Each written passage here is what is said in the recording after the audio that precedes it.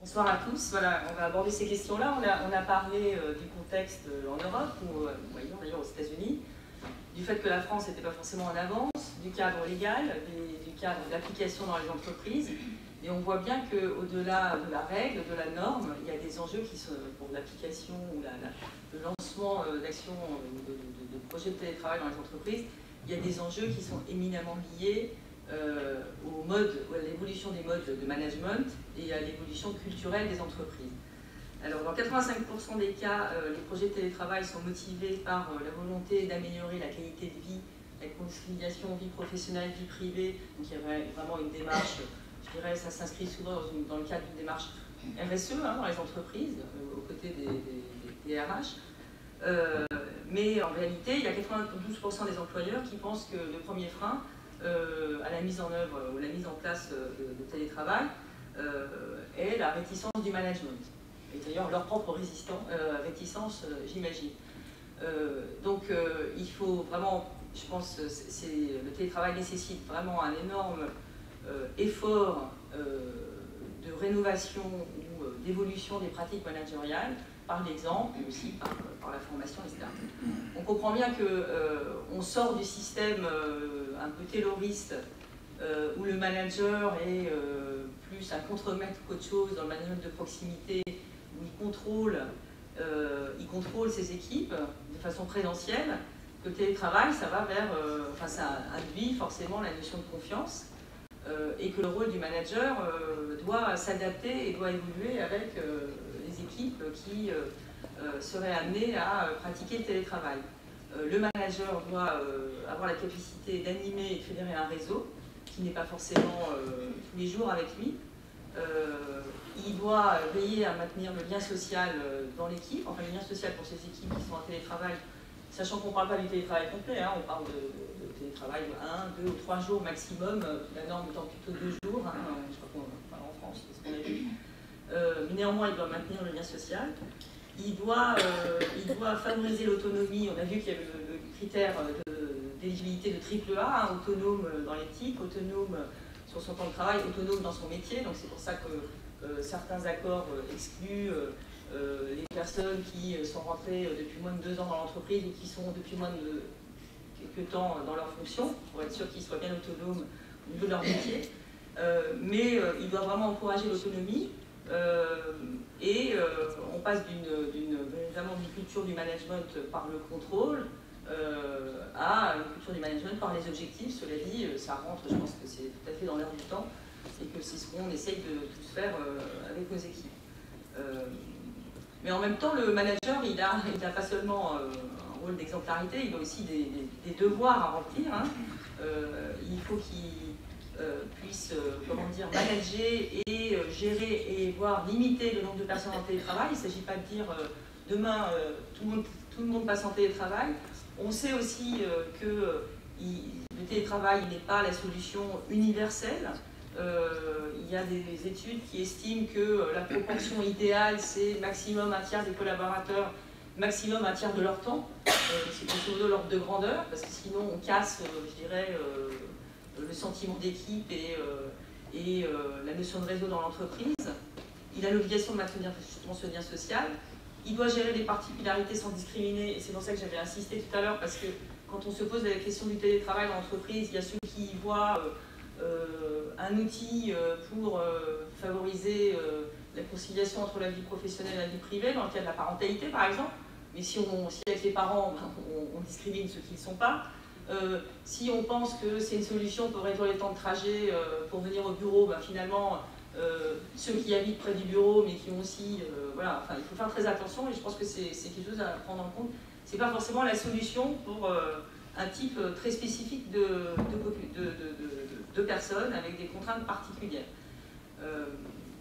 Et puis, il faut préserver le temps d'accompagnement managérial, il faut quand même le temps d'échange, ça ne se fait pas que par mail ou par ordinateur ou par téléphone. Et donc ça veut dire qu'il y a le manager, il a une vraie responsabilité pour sa propre organisation du temps, dans la façon dont il manage les personnes qui sont en situation de télétravail. Donc, si on résume, il faut contrôler sans être intrusif, savoir partager l'information avec ses équipes sans pour autant les inonder, Continuer à planifier les temps collectifs, hein, dans le cadre de personnes qui sont moins au bureau. Et puis être participatif sans perdre l'autorité, parce que là on n'est pas dans l'exercice de l'autorité ne se fait pas de la même façon. Et puis il faut préserver les équilibres et gérer les tensions entre les travailleurs sédentaires et les télétravailleurs. Je pense qu'il faut aussi avoir conscience de ça, qu'il faut gérer deux populations qui ont des modes de travail différents. Alors, on en a parlé, un des points de vigilance pour le management, il ne s'agit pas d'encourager les collaborateurs à élargir leur plage d'horaire de travail. Hein.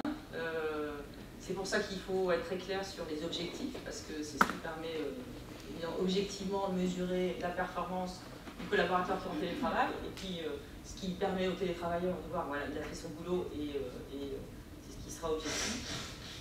Encourager la maîtrise du temps de travail et puis bien vérifier qu'on a droit à la déconnexion. Hein,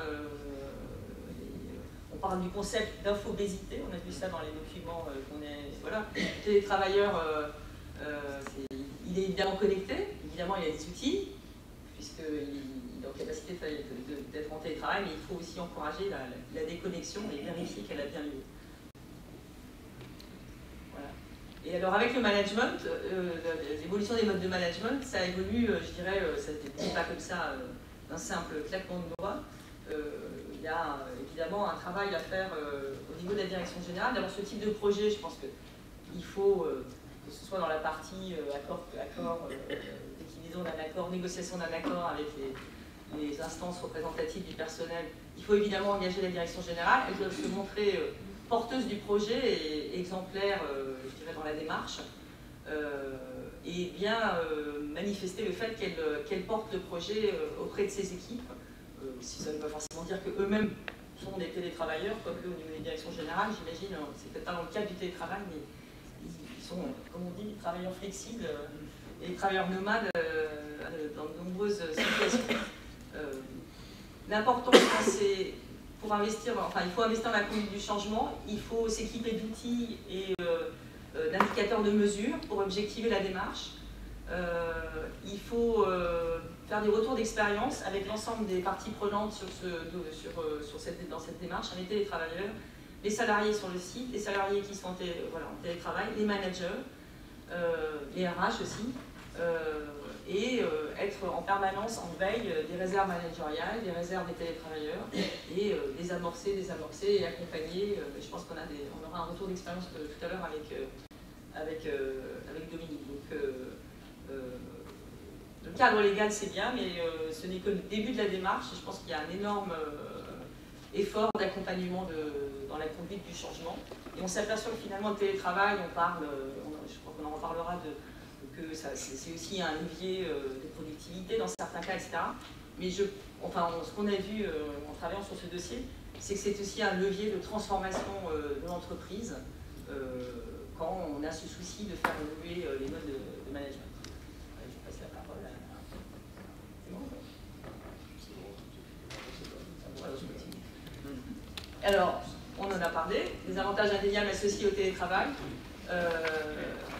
Ça peut être un des objectifs. Hein. On considère que le télétravailleur travaille dans une ambiance plus sereine, moins interrompue. Donc on parle d'un ordre de grandeur de plus de 20% de productivité en hausse. Mais je ne sais pas si c'est vraiment l'enjeu principal du télétravail. Je crois que ce serait un peu corrompre la démarche, parce que là on rentre dans une logique justement encore plus tayloriste. Renforcement de la marque employeur, on a parlé de la génération Y, je crois qu'aujourd'hui il y a des générations qui arrivent sur le marché de l'emploi, qui ne sont même pas Y, elles sont Z, un peu moins dans l'assurance que dans d'autres secteurs, hein, puisqu'on n'est pas très très jeune, mais qui sont à la recherche d'équilibre ou de flexibilité dans leur façon de travailler. Et c'est vrai que les entreprises qui proposent ce type de démarche sont certainement plus attractives en termes de marque employeur. C'est évidemment une démarche qui s'inscrit dans le cadre de la responsabilité sociale de l'entreprise. Sur la partie environnementale, moins de trajets, moins d'émissions de CO2. Alors c'est pareil, c'est peut-être pas le premier objectif, mais aussi sur l'angle social, sociétal, un meilleur équilibre de vie, plus de bien-être. Ça a été observé, il y a une baisse de l'absentéisme et du nombre d'accidents sur le trajet, ça paraît assez évident. C'est certainement des solutions aussi qui permettent de gérer des transitions, des réorganisations avec des solutions flexibles. Ça produit, ça donne de la flexibilité aux salariés pour accompagner des transformations de l'entreprise. Voilà, la réduction des temps de transport, là on est sur la partie environnement, enfin la partie à la fois équilibre de vie et puis réduction de transport environnemental. Voilà, en résumé, pour le salarié, meilleure conciliation des temps de vie, moins de stress et de fatigue. Et ça, tout ça, ça a été mesuré dans différentes études qui montrent que, c'est pour ça d'ailleurs que 96% des télétravailleurs sont satisfaits de leur mode de travail, je pense que ce qui est clairement un score très très élevé, de la qualité des conditions de travail. Encore faut-il que le collaborateur concerné ait un environnement de travail qui le permette.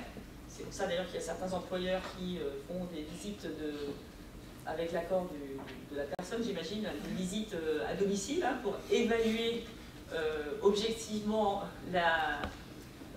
l'environnement de travail que pourra mettre à disposition le salarié, le collaborateur. Et on mesure effectivement une performance et une productivité accrue, mais comme je vous ai dit, dans une proportion qui doit rester mesurée.